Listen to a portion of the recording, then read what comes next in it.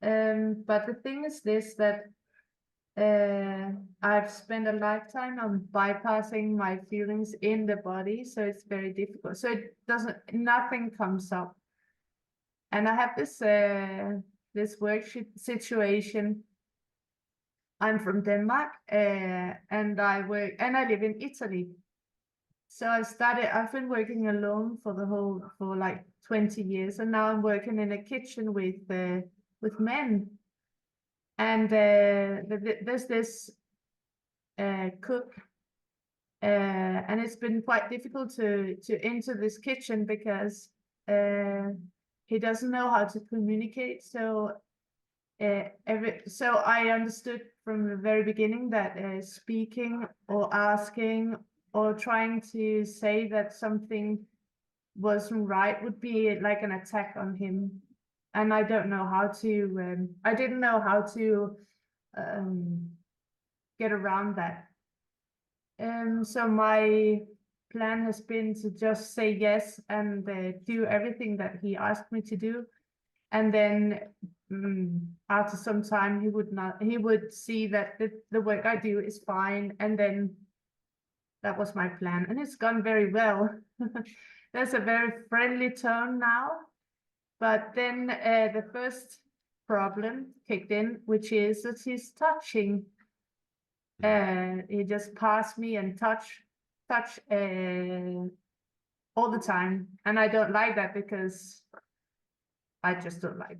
But I'm not. I haven't been in conflict on how to communicate this, because in my mind I have this history that he's very aggressive if I should say it. So I've tried. So I put that aside and made it okay. But then the next problem comes up, because this friendly tone makes it's like you cannot, if we are friends and I can't say to you, I've made this story, if you do something that's not right. So it's like a simple thing. I was going to make this cake, and then he did something on the machine, which was like, if you bake a cake and you make the machine go keep on going, then the cake doesn't turn out because it's overworked. But I can just in my head, I cannot say to him that he shouldn't do that, because I couldn't say it. But I can, in my mind, I acknowledge that it's a problem, that I'm not saying that I can. My mind says it's a problem. I don't feel it in the body that it's a problem. It's a mind thing.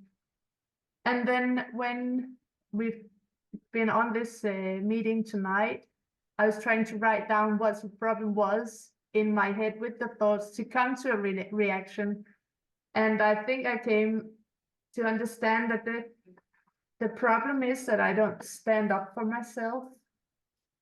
And I can relate to that. So I think the solution would be that I should stay with what comes up with this this recognition of what's going on. So if the problem is my mind is saying that the problem is I don't stand up for myself, and I sit with that, I expect some feeling will come up in the body. But I think I have to go for some time around a logic approach to what is going on, because my body just doesn't come up with anything. It just bypasses, and I don't feel anything. Is that? Oh yeah, there's so many things. There's so many things. I can recommend everybody, men and women, reading the book called Misogynation, which is about systemic misogyny, where there's so many, as women, I mean, the situation you're sitting and describing, I do not think there's a single woman here who has not experienced her boundary being crossed by a man. And the man is not aware that he's doing it, because it's so normal and natural, and yet he wouldn't, rub himself up against Frank. No. Yeah. So it's like there is a selection process happening, but everybody are not, you know, oblivious to that selection process. And if you say something, you are the bitch. So that's the first thing I want to say. A way that you can take all this and help yourself see things clearly. It's I made a in the post that I did on Monday about boundaries. There's a list of books, and I can recommend you to read all of them, because it helps you to see that you're not the only one with this problem, and that you're completely fine by speaking up, and you're completely fine by saying no. And I know that for your entire life, it has been easier just to move things up to the head so you don't feel the disgust and the shame and the guilt and all of that that is present in the body. That's the misogyny part of it. The other thing I would like to say is, and that is both for men and for women, that it's really, really difficult to deal with bullies. And a bully is anyone where you cannot openly say, oh, turn the machine off, otherwise the cake is going to be overdone. And you know, if you do that, you know, first of all, the cake is going to be ruined. He's right now standing and ruining the cake. Second of all, you know you can't say anything, because if you do, he will rip your head off. And that's because he's a bully. And it's really, really difficult to deal with bullies. If he's the boss at the job, you need to find another job, because it's never going to change. If he's not, then you can talk to somebody above you, because he's not treating you only like that. Unless he is, and we're back to misogyny again, and Frank can say, oh, turn the machine off, and he just turns the machine off. Then we're back to misogyny, and then, you know, we're a bit in circles. I think the situation is okay. I can go to work without being in any danger, and it's okay, because it's Yeah, okay. But it just get it. I have to stop you, because would you put your daughter in the same position? She comes to you and say, he's touching me, and he's touching my body without any permission. Would you say, but sweetheart, you're not in danger, go back to work? Of course not. But Okay. So I can do it. yeah, I would just like for you to think about that one.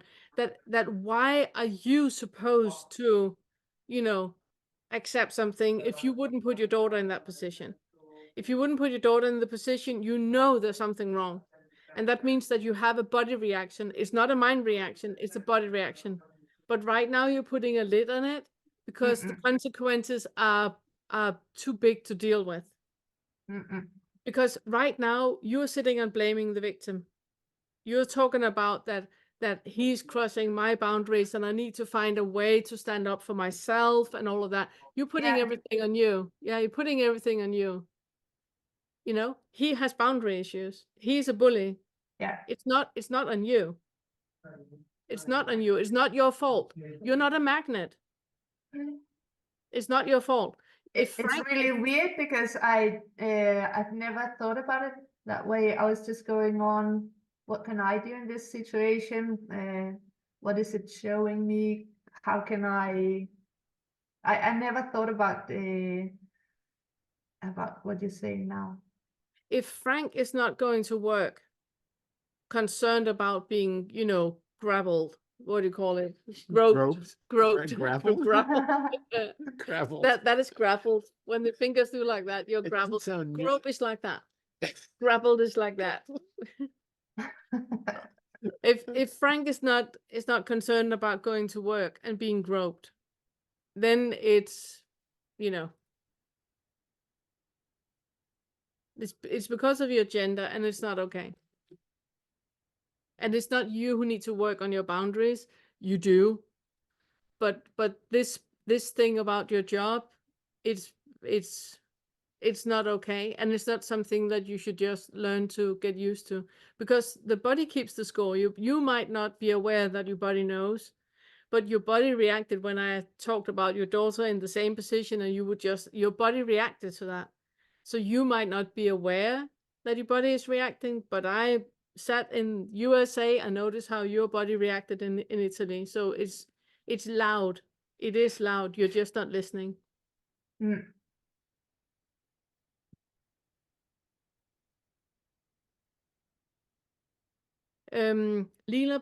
Lovely Lila put a lot of links into the comment section. It's Laura Bates who has written the books, and she has amazing talks, which I can recommend you to listen to. And the reason why it's important to listen to the talks, it's to get used to that this is a topic, you know, that we need to talk about. It's something that all of us need to become aware of, because otherwise we will keep, you know, I need to work on my boundaries. It's also okay. And, you know, he was recently divorced and all of that. So it's something that really helps when you hear other women telling the same story. We could do a 5-hour meeting now where all of us share all of the stories we have had. It's not isolated to you in Italy. No, it's just that it would be easier if I was in Denmark, because it's the whole country which is like this. Yeah. So it's like it's I mean, the whole toxic masculinity thing is because a lot of guys, they have daddy issues. They have never learned how it is to be, you know, a man in the world. Do you want to say something? I'm pointing at you now. Yeah, no, I mean, I like that was incredible. It is such a difficult kind of nuanced situation as far as being there, and I know I've never been to Italy, but I definitely know the stereotypes, and it does sound like the. I think it's, well, no, because I agree with what you say, that it's where we really have to be careful about not using this stuff as a way to just make ourselves doormats and able to, you know, put up with all sorts of toxic situations that we shouldn't be in. So it's really important to recognize when you are in a situation that you just need to find some way to extract yourself from, as opposed to being just able to be okay with it for the time being. Yeah. What would you say is the best? Now I am the misogynist here when I'm, you know, gender pointing you out as a man and expecting you to say something. No, I was actually putting it underneath. Oh, sorry. Okay. Because I think, because I have been in similar situations over and over and over and over and over, I'm not, how can I say it? I'm not completely free in answering it.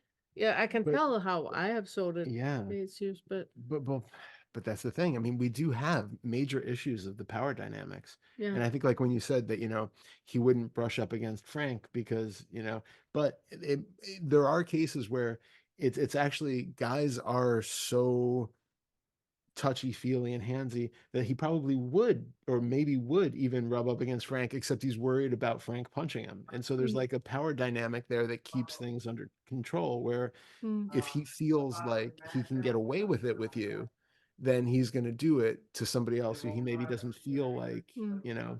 So who knows what's going on in his head, if it is a bullying issue, if it is, I have no idea who he is. No, so but the bully issue is the moment that somebody is reacting with anger and controlling other people with anger, with that anger, so nobody is addressing him because he is reacting with anger.